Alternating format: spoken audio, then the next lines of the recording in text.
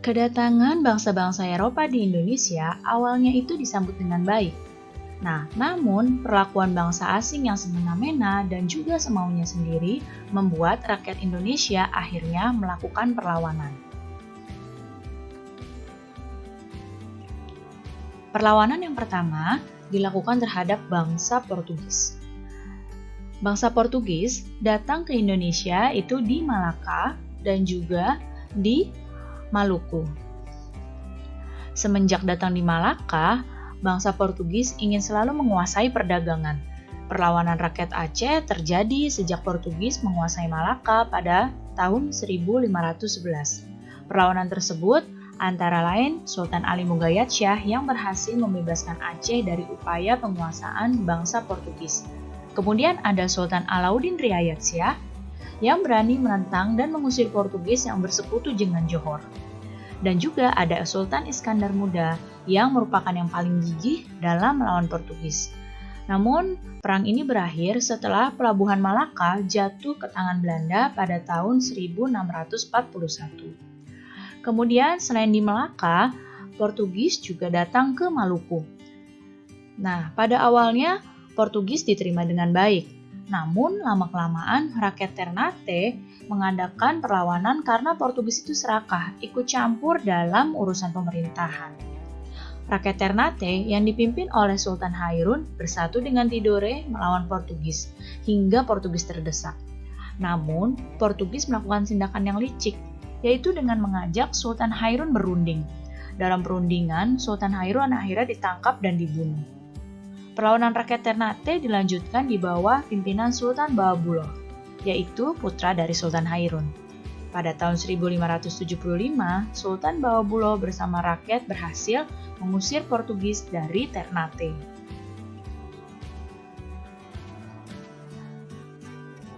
Kemudian, selain terhadap bangsa Portugis, perlawanan juga terjadi terhadap bangsa Belanda.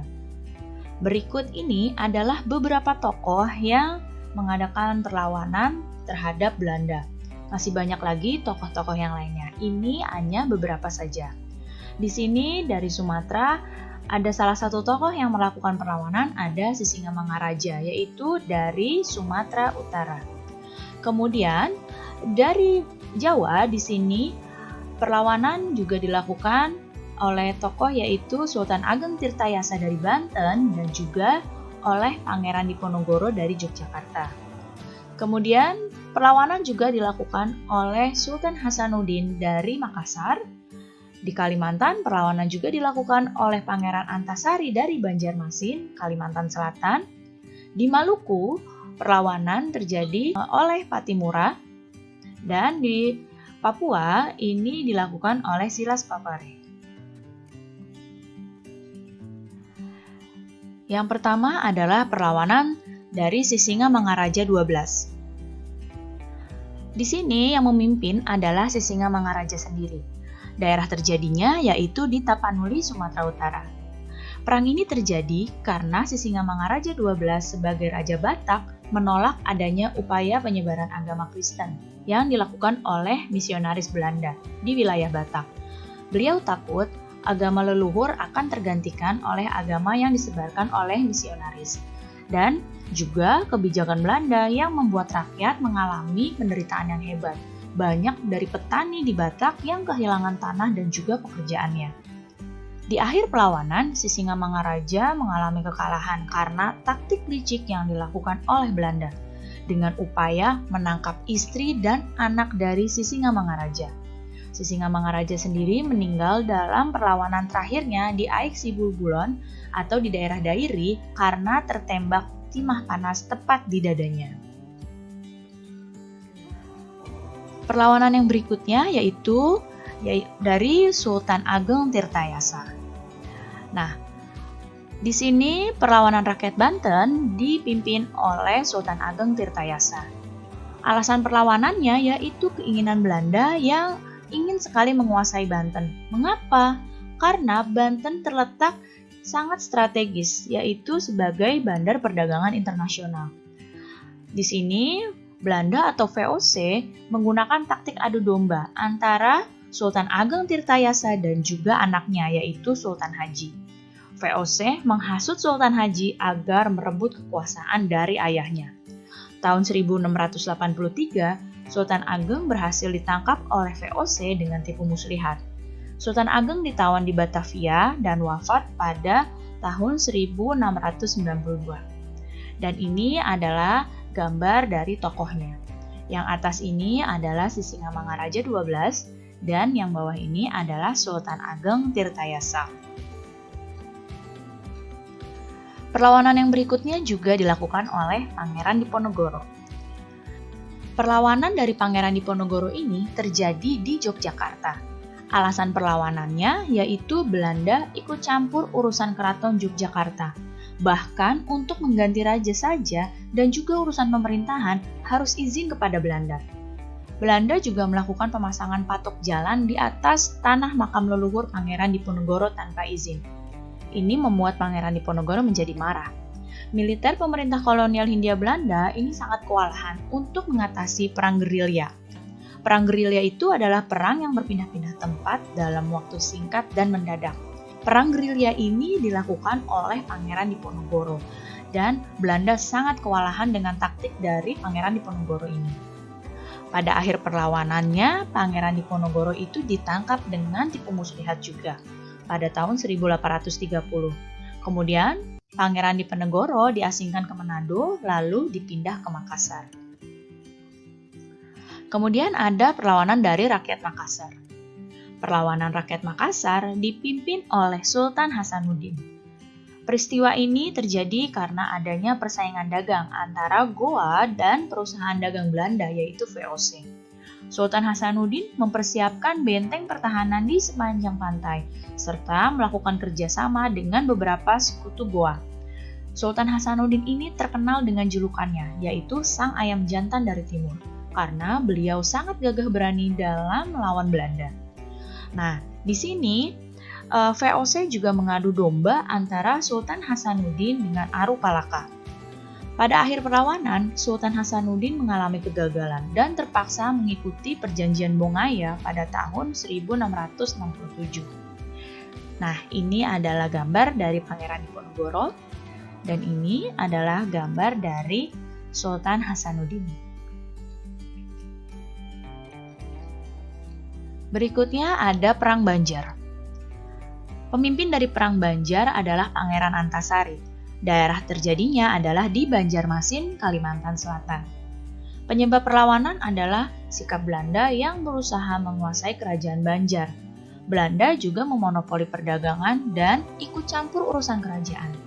Pangeran Antasari bersama 300 prajurit menyerang tambang batu bara serta perumahan milik Belanda yang ada di sekitarnya dengan cara dibakar dan melakukan penyerangan ke perkebunan milik Belanda. Perang Banjar ini mulai meredup ketika Pangeran Antasari mengidap penyakit paru-paru dan juga cacar. Pangeran Antasari meninggal pada Oktober 1862 dan menitipkan pesan pada pengikutnya untuk terus berjuang hingga titik darah penghabisan. Berikutnya juga ada perlawanan dari rakyat Maluku. Perlawanan rakyat Maluku dipimpin oleh Kapitan Patimura.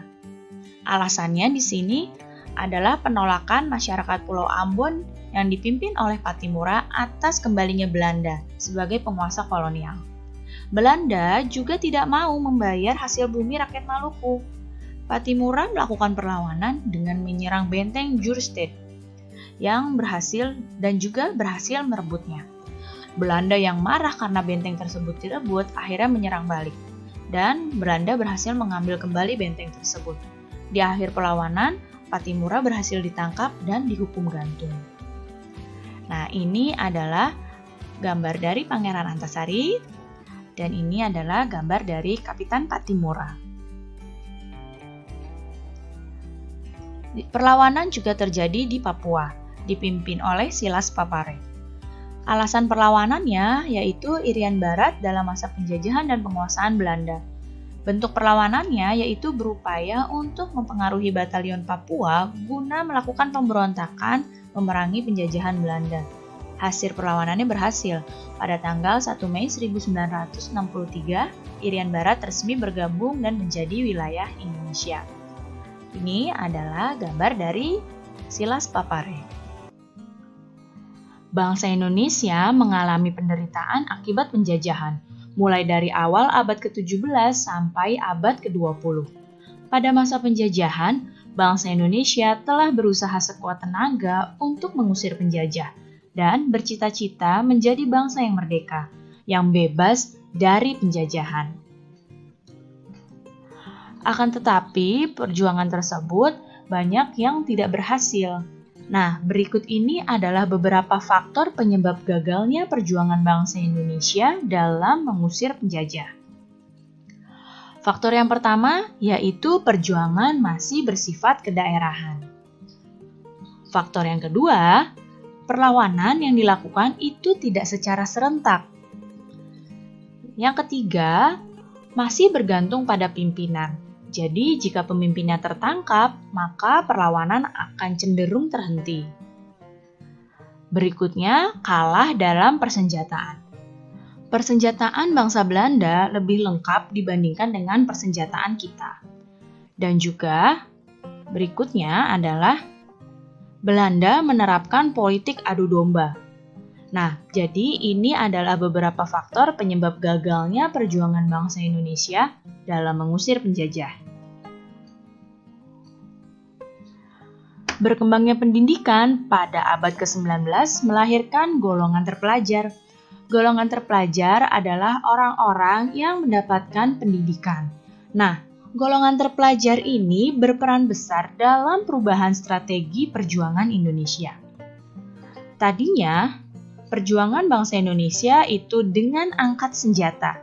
Namun, setelah berkembangnya pendidikan pada abad ke-19, perjuangannya berubah menjadi dengan organisasi kebangsaan. Masa perjuangan melalui organisasi kebangsaan ini disebut dengan masa pergerakan nasional. Masa pergerakan nasional ini dibagi lagi menjadi 3. Masa yang pertama adalah masa awal pergerakan nasional, yaitu sekitar tahun 1900-an. Pada masa awal pergerakan ini, banyak lahir organisasi pergerakan, seperti Budi Utomo, Sarekat Islam, Muhammadiyah, dan Indische Party. Salah satu organisasi yang besar pengaruhnya terhadap pergerakan nasional adalah Budi Utomo. Hingga sampai saat ini, tanggal berdirinya Budi Utomo yaitu tanggal 20 Mei 1908 diperingati sebagai Hari Kebangkitan Nasional. Masa yang kedua adalah masa awal radikal, yaitu tahun 1920 sampai 1927-an. Pada masa ini disebut masa radikal karena banyak organisasi yang tidak mau bekerja sama dengan Belanda. Organisasi pada masa ini banyak yang menentang keras terhadap pemerintah Hindia Belanda. Nah, contoh organisasinya adalah Perhimpunan Indonesia, Nahdlatul Ulama, dan Partai Nasional Indonesia. Masa yang ketiga adalah masa moderat, yaitu tahun 1930-an. Masa ini, organisasi mulai menggunakan taktik kooperatif, yaitu bersedia bekerja sama dengan pemerintah Hindia Belanda. Nah, contoh organisasinya adalah Partindo, Partai Indonesia Raya, Gerakan Rakyat Indonesia, dan Gabungan Politik Indonesia.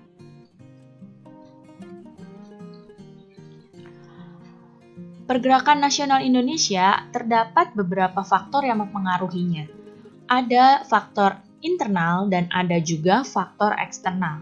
Faktor internal adalah faktor yang berasal dari dalam bangsa Indonesia, dan faktor eksternal adalah faktor yang berasal dari luar bangsa kita. Faktor internal yang mempengaruhi munculnya pergerakan nasional adalah yang pertama, penderitaan rakyat akibat penjajah. Kemudian, lahirnya golongan-golongan terpelajar, dan juga sejarah kejayaan kerajaan Indonesia di masa lalu. Faktor eksternal yang mempengaruhi munculnya pergerakan nasional yang pertama, kebangkitan nasional negara tetangga seperti Filipina dan India. Kemudian ada kemenangan Jepang atas Rusia dalam perang pada tahun 1905 dan juga masuknya paham baru seperti nasionalisme dan demokrasi.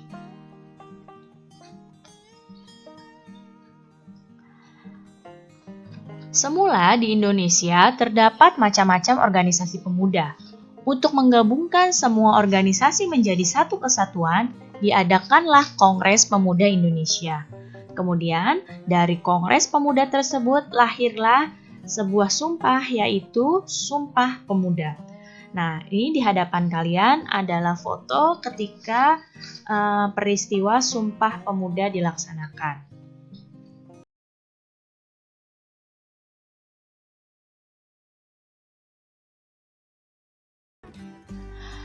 Negara kita ini sangat luas wilayahnya dan juga beragam pula sosial budayanya.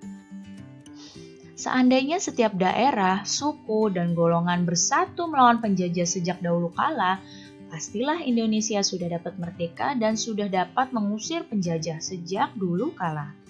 Nah, sekarang kita akan masuk pada muatan PPKN. Indonesia memiliki banyak keragaman. Nah, apa saja ya keragaman yang ada di Indonesia? Keragaman yang ada di Indonesia yang pertama adalah keragaman suku. Nah, keragaman suku ini yaitu ada beberapa suku yang ada di Indonesia. Contohnya di Sumatera ada suku Batak, Minang, Melayu, kemudian di Pulau Jawa ada suku Jawa, Betawi, Sunda, Baduy, Tengger, kemudian di Kalimantan ada suku Banjar dan suku Dayak, di Sulawesi ada suku Bugis dan Makassar, kemudian di Bali dan Nusa Tenggara ada suku Bali, suku Sasak, di Ambon ada suku Ambon, dan juga di Papua ada suku Dani dan Asmat. Nah, sekarang kita ingat kembali di sini ada peta suku bangsa yang ada di Indonesia. Kalian lihat di sini ada beragam sekali suku yang ada di Indonesia ya, mulai dari Sabang hingga Merauke. Ya, bisa kalian lihat di sini begitu beragam dan begitu banyaknya suku yang ada di Indonesia.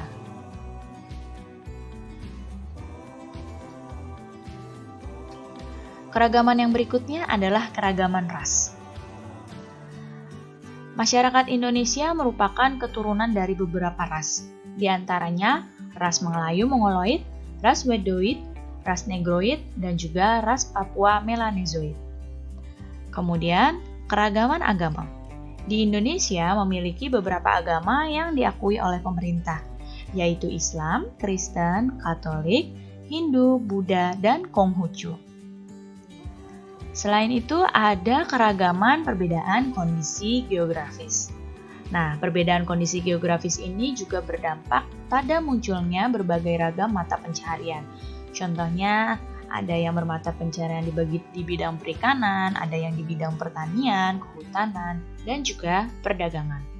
Jadi, ini adalah beberapa keragaman yang ada di Indonesia.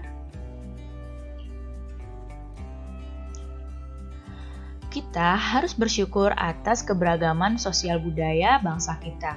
Keberagaman tersebut merupakan ciri khas bangsa kita. Peristiwa Sumpah Pemuda itu menunjukkan adanya rasa persatuan dan kesatuan di antara para pemuda. Meskipun mereka berbeda ras, mereka juga berbeda suku, golongan, dan juga agama. Rasa persatuan dan kesatuan tersebut masih terjaga hingga kini. Sekarang kita akan masuk pada muatan PPKN. Tahukah kamu, tiap-tiap suku di Indonesia mempunyai ciri khas yang membedakan dengan suku lainnya. Apa saja ciri khas tersebut? Adakah yang tahu? Ya, unsur yang membedakan antar suku di Indonesia yang pertama adalah adat istiadat. Adat istiadat ini merupakan tata perilaku turun-temurun yang diwariskan dari generasi ke generasi. Contoh, ada upacara adat, upacara pernikahan, upacara kematian, dan juga kebiasaan-kebiasaan lainnya. Adat istiadat ini berbeda antara suku yang satu dengan suku yang lainnya. Kemudian, unsur yang membedakan yang berikutnya adalah bahasa daerah. Indonesia merupakan negara yang mempunyai keragaman suku yang begitu banyak. Nah, setiap suku yang ada di Indonesia punya bahasanya sendiri untuk berkomunikasi. Contoh, dari Sumatera Utara mereka menggunakan bahasa Batak. Dari Sumatera Barat menggunakan bahasa Minang. Dari Jawa Barat menggunakan bahasa Sunda atau dari DKI menggunakan bahasa Betawi. Itu adalah beberapa contoh bahasa daerah yang ada di Indonesia. Dan masih banyak lagi bahasa daerah yang dimiliki oleh Indonesia. Unsur yang membedakan yang berikutnya adalah sistem kekerabatan. Sistem kekerabatan merupakan sistem keturunan yang dianut oleh suku tertentu. Ada yang berdasarkan garis ayah, garis ibu, atau kedua-duanya. Nah, kalau yang berdasarkan kekerabatan garis ayah dan ibu atau kekerabatan parental itu biasanya masyarakat Jawa, Madura, Kalimantan, dan Sulawesi. Kalau yang kekerabatan dari garis ayah, ini berlaku pada masyarakat Batak dan Bali. Dan jika kekerabatan pada garis ibu, ini biasanya pada suku Minang. Nah, jadi ini adalah beberapa unsur yang membedakan antar suku di Indonesia.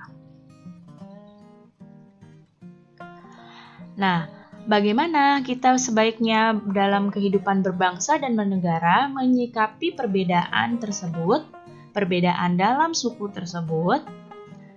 Yang pertama, kita seharusnya menerima perbedaan suku dalam pergaulan sehari-hari. Karena Indonesia memang pada dasarnya memiliki begitu banyak suku dan tidak bisa terlepas dari kehidupan sehari-hari. Kemudian, mempelajari budaya suku lain. Untuk apa? Untuk menambah pengetahuan kita. Dan juga tidak merendahkan suku lain atau tidak juga mengunggulkan suku lain. Nah, apabila tiap-tiap warga negara Indonesia mampu menerapkan sikap yang demikian, maka perpecahan antar suku bangsa akan mudah dicegah. Persatuan dan kesatuan bangsa pun dapat tercapai.